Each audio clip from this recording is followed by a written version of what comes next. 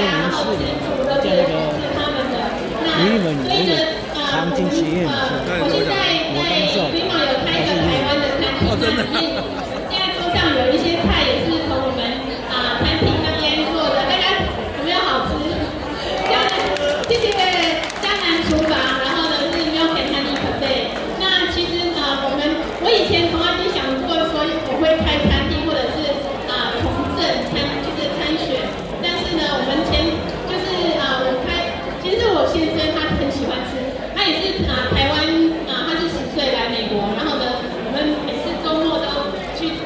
找说要吃什么东西啊，要喝珍珠奶茶，要吃台湾小吃，然后以前都要开车去 LA 吃，然后后来他就想，那我们来开一个可以在我们家附近自己就可以吃。结果呢，就是他还有上班，所以是我在管理餐厅。然后呢，我们去年的时候呢，我们在我们那一区就是有一个新的议员的席会的席次。那我先生就讲说，我觉得你很适合，可以你来选。然后我想说，有没有搞错？不可能。结果后来我想说，因为我们那一区就是在 Fremont 其实已经有12年没有在议会代表我们那一区，所以呢就是我们那边就感觉好像被忽视的感觉，然后我们那边的设施什么建设都觉得说比别人少很多，然后所以我就觉得说这是一个机会可以来服务社区，为社区发声的很好机会，然后也谢谢大家支持，让我能够有一个为社区服务的机会。那我觉得说我们也是要鼓励我们华人的子弟从小就有就是不只是在我们的华人的圈子里面，还要走出去主流区。这样呢，好像我们现在有第一个就是华裔，其实他是台湾的子弟，他现在要竞选美国总统。其实我从来没有，就我们没有想到说可能会有这样子发生。但是其实我去年吧就有听说，就是台湾的子弟杨安泽，他是Andrew Yang， 然后呢他要竞选总统，那这是我听说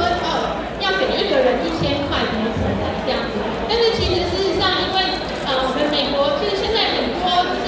大家都在网上购物，对不对？然后呢，所以等于是我们看到很多那个商店都一间一间的关起来，因为成本太高，人力或者是资金，然后呢，我们零售业都越来越店一间间关，然后工作机会越来越少，然后好像说你在超市那个麦当劳买东西很多都是那种电子的，就是把人力取代。所以呢，后来前几个月发现他讲的其实很有道理，就是才会说我们好像我们现在Fremont有很多工人，谢谢。然后呢，因为工作机会这样子的工机会越来越少，所以呢，让很多人他的工作或者是因为不同的原因让他没有支持，所以呢，就是我们大家都要来参与然后也同时支持我们会有一个台裔的总统